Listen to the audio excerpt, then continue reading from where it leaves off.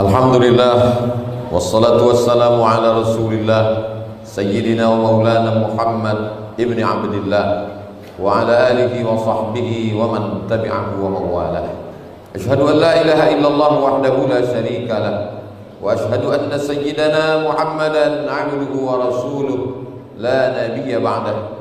Allahumma salli ala sayyidina Muhammadin nabiyil ummi wa ala alihi wa sahbihi wa barik wa sallim.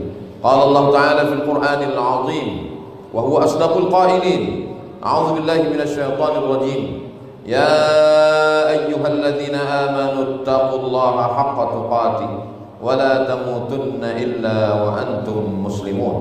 وقال تعالى في آية أخرى: يا أيها الذين آمنوا اتقوا الله وقولوا قولا سديدا يصلح لكم أعمالكم ويغفر لكم ذنوبكم ومن يطع الله ورسوله فقد فاز فوزا عظيما. عباد الله، أوصيكم ونفسي بتقوى الله وطاعته فقد فاز المتقون. Hadirin jamaah Jumat yang dimuliakan Allah Subhanahu wa taala. Alhamdulillah adalah satu kalimat yang diajarkan Allah Subhanahu wa taala untuk membalas hembusan nafas, gerak lidah, bisikan telinga, langkah kaki, hayunan tangan, kedipan mata. Tidak ada yang dapat membalas nikmat Allah Subhanahu wa taala. Berapa tetes darah yang dibersihkan oleh buah pinggang, berapa darah yang disemburkan jantung naik ke otak. Allah mengajarkan kita hanya mengucapkan alhamdulillah. Alhamdulillah mengajarkan kita bahwa yang terpuji hanya Allah. Jangan gila dengan pujian. Manusia tidak punya apa-apa. Kalau dia dipuji itu karena Allah masih menutup aib cacatnya. Manusia yang rendah hatinya, dia tundukkan kepalanya, dia katakan alhamdulillah.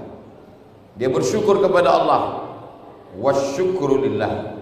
Dia katakan dia tak punya daya, tak punya apa-apa. La haula wala quwata illa billah.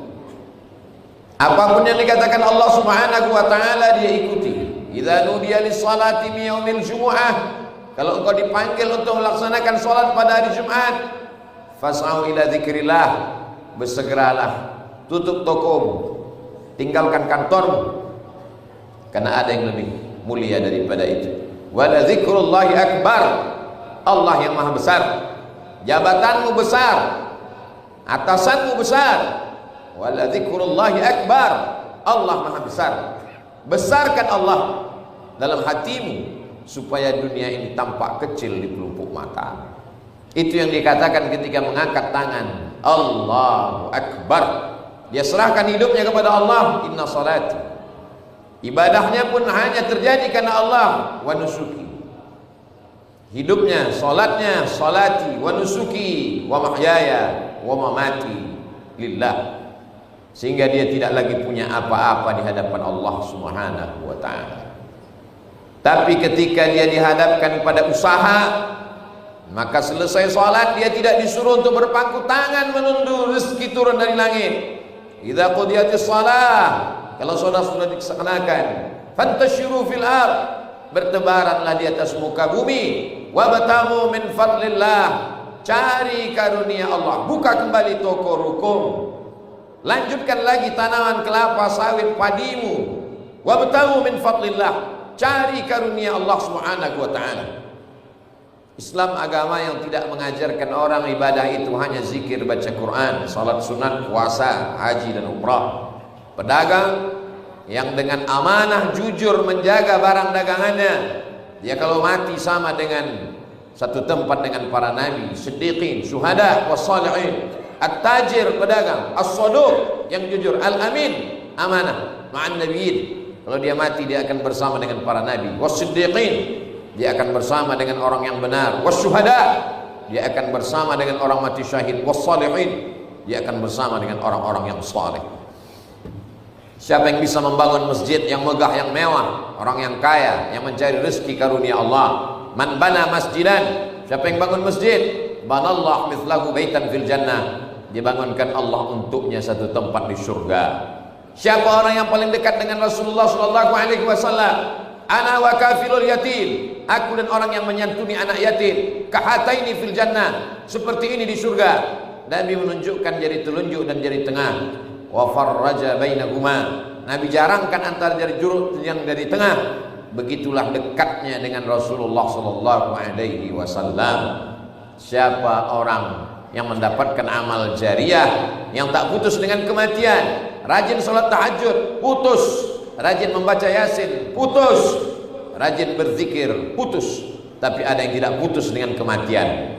Itulah dia amal orang-orang yang semangat mencari rezeki, karena dalam mencari rezeki dia akan gunakan untuk sedekahun jariyah, sedekah jariyah, mengalir walaupun hayat tak lagi di kandung badan, walaupun ruh sudah keluar dari jasad, tapi tetap mengalir sampai menghadap Allah Subhanahu wa taala. Siapa yang mewakafkan tanah pembangunan masjid ini, siapa yang ikut membangun masjid ini tanpa kita sebutkan namanya almarhum almarhumah binti fulan, pahala tetap mengalir. Begitulah hebatnya amal harta. Maka kalau ada orang mengatakan umat Islam jangan terlalu bersemangat mencari harta, harta hanya dunia, harta melalaikan, ini adalah ajaran Belanda supaya umat Islam miskin, susah, melarat. Kalian urus solawatmu, urus saja zikirmu, tanahmu kami yang menanam dengan tembakau, karet dan sawit. Mereka menjajah negeri ini beratus tahun. Umat Islam diperbudak, dibiarkan miskin. Kada al-faqru ayyakuna kufran, hampir saja kefakiran membuat orang menjadi kafir. Orang yang fakir akan menjual akidahnya hanya karena iming-iming baju bekas, mie instan, modal usaha, berubah keyakinannya. Orang muslim yang kuat ekonominya, mapan keuangannya, al-mu'minul qawiyyu, mukmin yang kuat imannya, ilmunya, hartanya, khairun, dia lebih baik, wa habbu ilallah, lebih dicintai Allah, minal mu'minid dhaif, daripada mukmin yang lemah. Lemah imannya, lemah ilmunya, lemah badannya, lemah ekonominya. Sempurnalah kelemahan pada dirinya, apalagi yang dipandang oleh Allah Subhanahu wa taala. Tapi orang-orang mukmin yang sudah mendapatkan harta itu, dia diminta oleh Allah Subhanahu wa taala, sehatmu diminta dengan melaksanakan salat.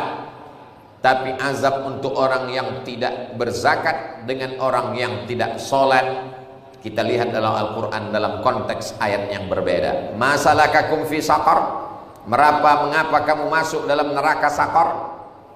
Mereka menjawab, lam naku minal musallin, kami masuk neraka saqar karena kami tidak sholat. Adapun orang yang tidak mengeluarkan hartanya, yang tidak membayarkan zakatnya, azabnya lebih detail. Bukan sekedar masuk neraka, yauma yuhma 'alaiha, harta yang dia tumpuk, yang dia simpan, yang tidak dia keluarkan zakatnya itu akan dipanaskan hingga mendidih. Fatukwa biha jibahuhum, ditimpakan ke keningnya, wa junubuhum, ke ususnya, wa zuhuruhum, ke pundaknya. Lalu apa kata Allah? Hadza ma kanastum, inilah harta yang dulu kamu tumpuk. Fadzuqu ma kuntum taknizun, rasakanlah akibat menumpu harta. Mereka dikatakan sebagai pendusta-pendusta agama. Ara'aital ladzi yukadzibu biddin, tahukah kamu siapa itu pendusta agama? Fadzalikal ladzi yad'u'al yatim, mereka yang tidak pernah peduli kepada makan sekolah anak yatim. Wala yahuddu 'ala ta'amil miskin, dia tidak mau tahu dengan orang miskin tidak makan di sebelah rumahnya. Tahajudnya khusyuk, salatnya tidak tinggal. Tapi kalau dia biarkan tetangganya sebelah tidak makan, kata Allah, kata Nabi, laisa bil mu'min, dia tidak diakui sebagai orang mukmin. Yabitu syab'anan, dia bisa tidur lelap dalam keadaan perut kenyang. Wajaruhu ila jambihi ja'i'un, sementara tetangganya kelaparan. Mengapa orang yang tidak berzakat itu azabnya lebih dahsyat? Karena kalau orang tidak sholat, itu hanya hubungan dia dengan Allah. Tapi orang yang tidak berzakat, hubungan dengan Allah dan hubungan kepada sesama manusia. Berapa fakir miskin yang tidak makan, dia ikut menanggung dosanya. Berapa anak yatim yang tidak sekolah, dia ikut terkena. Berapa masjid yang tidak selesai, berapa jihad dilemahkan, Berapa mu'allaf yang tidak tergerak mau masuk Islam? Innamas shadaqatu lil fuqara wal masakin wal amilina 'alaiha wal mu'allafati qulubuhum wa fir riqab wal gharimin wa fi sabilillah wa ibnis sabil. 8 golongan akan menuntutnya di hadapan Allah karena dia memakan jatah mereka. Ada orang-orang yang ketika diminta kakinya untuk melangkah ke masjid, sebelum azan dia sudah sampai. Ada orang yang ketika diminta untuk sampai ke Baitullah, setahun 2 kali dia haji dan umrah. Ada orang yang ketika diminta telinganya mendengarkan tausiah, sabar mendengarkan khutbah. Tapi ketika diminta hartanya tidak banyak, 2,5% dari 85 gram yang dititipkan Allah, padahal itu bukan punya dia, itu pemberian Allah. Dia tidak punya apa-apa, pinjaman dari Allah. Tapi karena dia sudah kena penyakit bakhil, penyakit syuh, wa man yuqa syuhha nafsihi, siapa yang menjaga dirinya dari penyakit bakhil, faulaika humul muflihun, itulah orang-orang yang beruntung. Maka kita diajarkan berpuasa 30 hari lamanya, tidak makan, tidak minum. Puasa mengajarkan lapar. Lapar tidak bisa didefinisikan dengan kata. Lapar hanya bisa dirasakan, tapi laparmu masih ada batasnya. Sampai azan maghrib kau akan makan, hausmu akan kenyang. Hausmu lenyap, kenyangmu datang.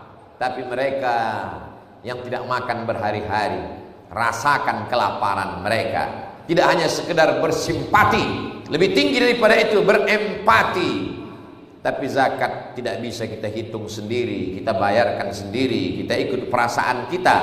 Boleh jadi kita salah, kita tidak sadar.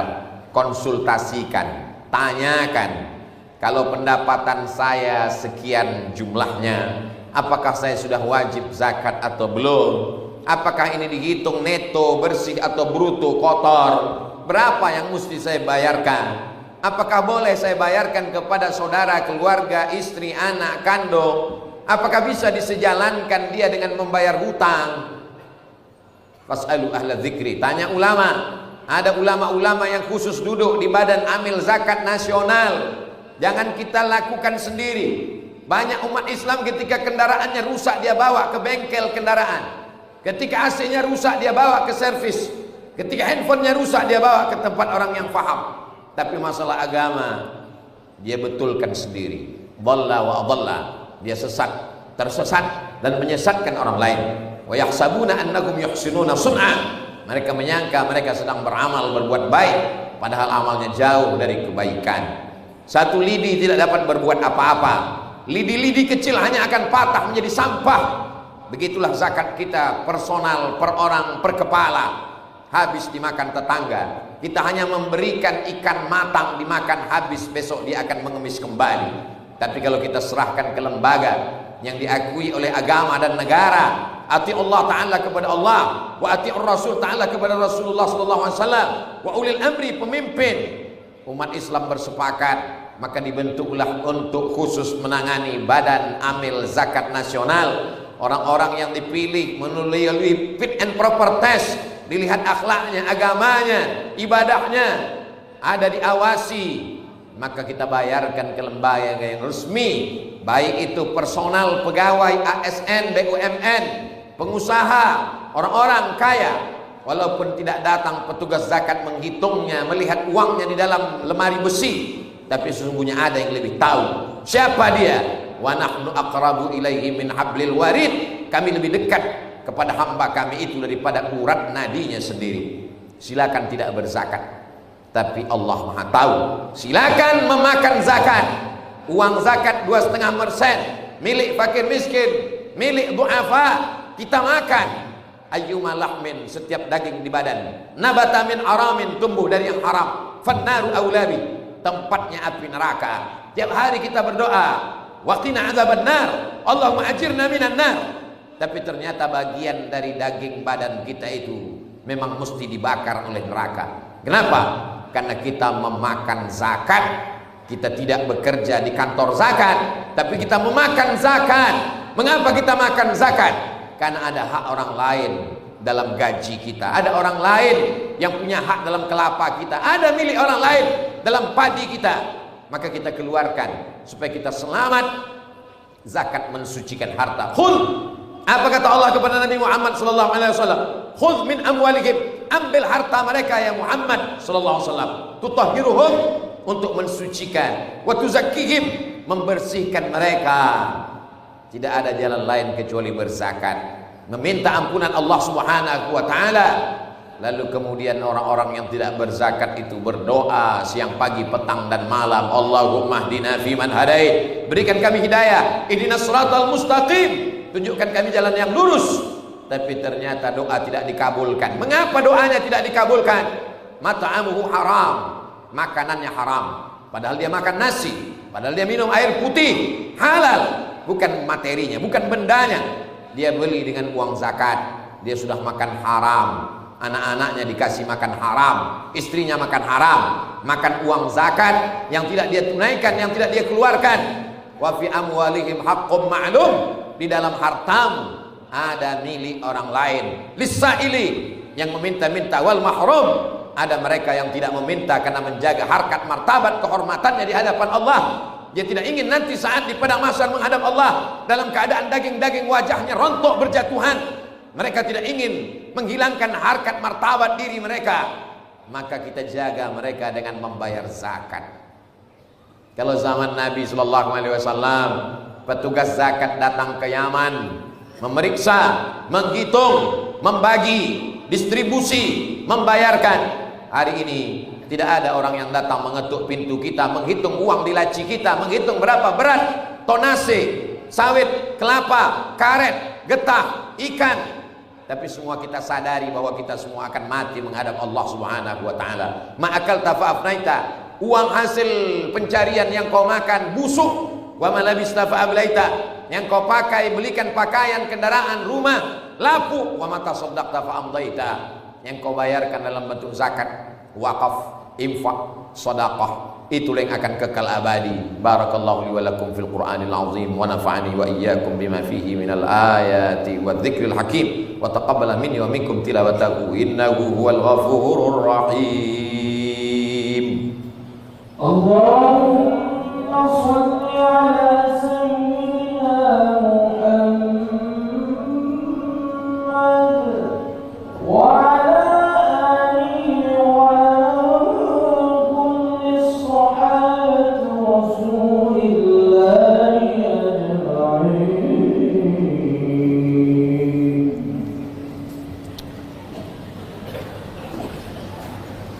Alhamdulillahi wa kafa, wassalatu wassalamu ala al-habibil mujtaba wa ala alihi wa ashabihi ahli ad-duqa wal wafa. Subhanaka la ilma lana illa ma 'allamtana innaka antal alimul hakim. Rabbi shrah li sadri wa yassir li amri wa hlul 'uqdatam min lisani yafqahu qawli. Asyhadu an la ilaha illallah wahdahu la syarika lah wa asyhadu anna sayyidana Muhammadan 'abduhu wa rasuluh la nabiyya ba'dah.